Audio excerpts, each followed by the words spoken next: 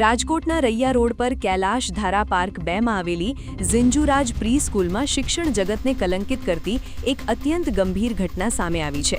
અહીં માત્ર 5 વર્ષની એક માસૂમ દીકરીએ જ્યારે શિક્ષિકા પાસે વોશરૂમ જવાની પરવાનગી માંગી ત્યારે શિક્ષિકાએ હેવાનિયત દાખવી ગુસ્સામાં બાળકીના હાથ પર કાતરનો ઘા ઝીકી દીધો હતો, જેનાથી દીકરી લોહી લુહાણ થઈ ગઈ હતી।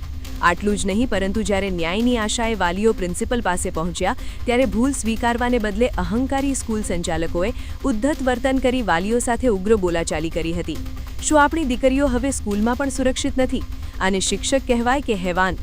અને લોહી લુહાણ દીકરીને જોઈને પણ પ્રિન્સિપલને દયા કેમ ન આવી તેવા ગંભીર સવાલો ઊભા થયા છે। તંત્ર જાગે અને આ શિક્ષિકા તેમજ સંચાલકો સામે કડક કાર્યવાહી થાય તે માટે આ માહિતીને વધુમાં વધુ શેર કરો, કારણ કે આજે આ બીજાની દીકરી છે, કાલે તમારી પણ હોઈ શકે છે। હાલો સાહેબ, શું કરવાનું? ભાઈ મેગા મેડમ નું નામ જે છે ને, મેગા મેડમ હાલો વાંધો નહીં, નામ એને મેગા મેડમ નું યાદ હશે બરોબર। પછી ખુરશીઓ છે છોકરી અત્યારે આમની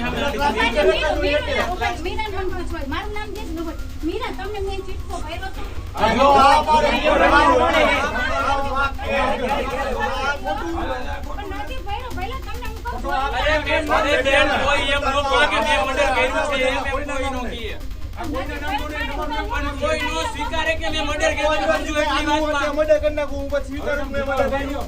હવે હોનો બોલાવી લે, મારે ન્યાયિક પગલા જોઈએ છે, બીજું કાંઈ નહીં। હાલો બોલાવી લે કીધું કે ભાઈ તમે લોકો આ કરેલું છે,